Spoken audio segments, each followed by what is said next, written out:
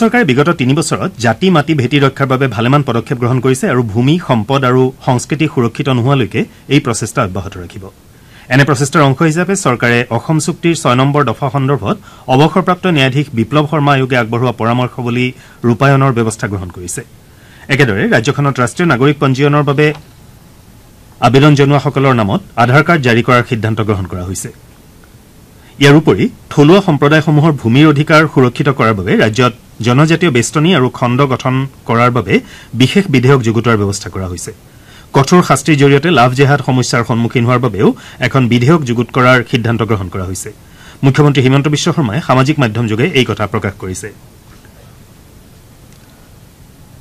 ৰাজ্য চৰকাৰে অনুষ্ঠিত কৰিবলগীয়া অসম প্ৰত্যক্ষ নিযুক্তি পৰীক্ষা সুচাৰুৰূপে সম্পন্ন কৰিবলৈ জিলা প্ৰশাসনসমূহে যাৱতীয় প্ৰস্তুতি চলাইছে।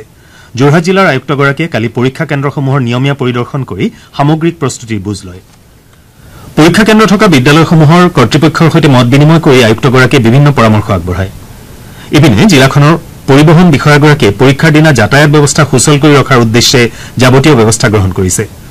চৰাইদেউ জিলাতো ১৫ ছেপ্টেম্বৰ, ১৯ ছেপ্টেম্বৰ আৰু ২৭ অক্টোবৰত হ'বলগীয়া ৰাজ্যিক নিযুক্তি আয়োগৰ তৃতীয় আৰু চতুৰ্থ বৰ্গৰ পদৰ পৰীক্ষা স্বচ্ছ, শান্তিপূৰ্ণ আৰু ত্ৰুটিহীনভাৱে অনুষ্ঠিত কৰাৰ বাবে জিলা প্ৰশাসনে সকলো ব্যৱস্থা গ্ৰহণ কৰিছে।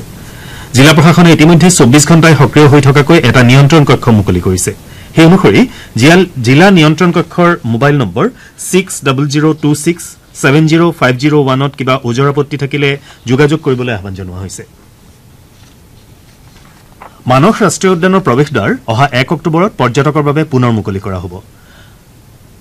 মানস ব্যাঘ্ৰ প্ৰকল্পৰ ক্ষেত্ৰ সঞ্চালক ড চি ৰমেশে এই কথা প্ৰকাশ কৰিছে। উদ্যানখনৰ দ্বাৰ পুনৰ মুকলি হোৱাৰ পাছত পৰ্যটকে ৰাষ্ট্ৰীয় উদ্যানখনত জীপ ছাফাৰী, হাতী ছাফাৰী, ৰিভাৰ ৰাফটিং আদি উপভোগ কৰিব পাৰিব। উল্লেখযোগ্য যে যোৱা ২০ জুনত বাৰিষাৰ পৰিপ্ৰেক্ষিতত পৰ্যটকৰ বাবে উদ্যানৰ প্ৰৱেশদ্বাৰ বন্ধ কৰি দিয়া হৈছিল।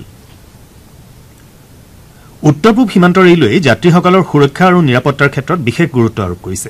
বিশেষকৈ মহিলা যাত্ৰীসকলৰ সুৰক্ষাৰ বাবে শেহতীয়াকৈ মেৰী চহেলি নামৰ এটা সুকীয়া নিৰাপত্তা বাহিনী গোট গঠন কৰা হৈছে।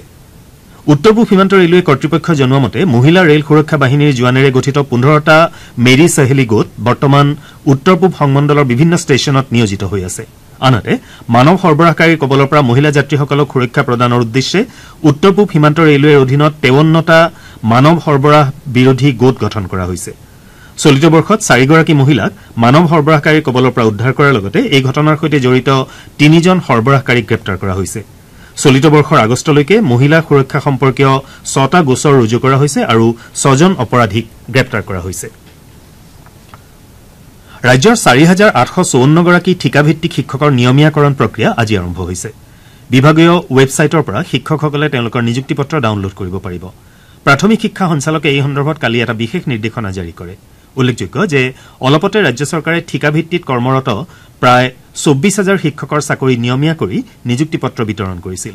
ইয়াৰে ৫,৭০৪গৰাকী ঠিকাভিত্তিক শিক্ষকৰ নিযুক্তি পত্ৰ বিশেষ কাৰণত স্থগিত ৰখা হৈছিল।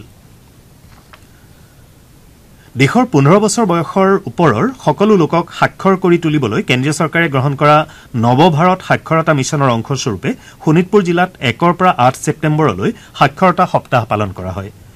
জিলাখনৰ বিভিন্ন বিদ্যালয়ত ইয়াৰ অধীনত বিভিন্ন কাৰ্যসূচী গ্ৰহণ কৰা হয়।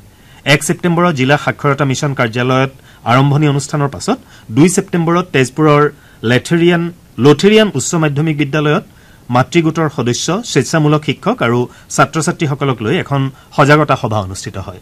সেইদৰে ৩ ছেপ্টেম্বৰত উলুবাৰী উচ্চ মাধ্যমিক বিদ্যালয়ত আৰু ৪ ছেপ্টেম্বৰত ৰূপাজুলি চাহ বাগিচা আদৰ্শ বিদ্যালয়তো সজাগতা সভাৰ আয়োজন কৰা হয়।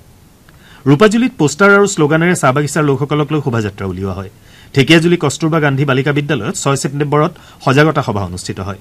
তেজপুৰ কলেজিয়েট উচ্চতৰ মাধ্যমিক বিদ্যালয়ত ৭ ছেপ্টেম্বৰত তেজপুৰ শিক্ষণ বিদ্যালয়ৰ প্ৰবক্তা মনময়ূৰী গোস্বামীয়ে শিক্ষা সকলোৰে বাবে শীৰ্ষক বক্তৃতা দিয়ে।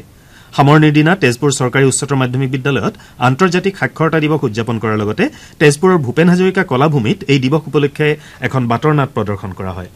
আমাৰ আঞ্চলিক বাতৰি এতিয়ালৈ ইমানতে শেষ হ'ল। নমস্কাৰ।